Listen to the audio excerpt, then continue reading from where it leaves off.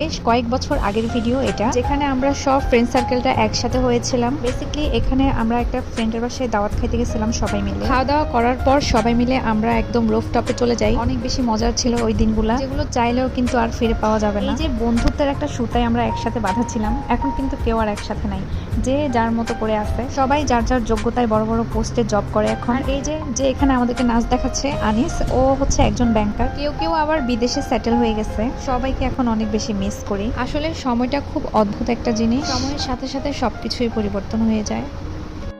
সমস্যা কিন্তু দেখা না তুই ভিডিও করে সমস্যা কেন দিচ্ছিস না কোথাও এই তোর আরো অপশন ক্লিয়ার করে দিলাম। এই হ্যাঁ দিছে তো দেখা আনে তোর অপশন আরো ক্লিয়ার করে দিলাম। তুই মনির খানের গান দিনাস, মনির খানের গান একদম পারবো। আমি জানা এটা আমি রাখবো তো মেমরি, এটা আমি কাউকে দিব না। হ্যাঁ এটা ওর পার্সোনাল ফোন।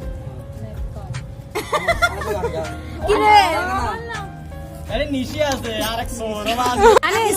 আনেস একটু হেঁটে দেখাও, একটু পোজ দাও। এই তুই কোমরে হাত দিয়ে লগে করে না না না না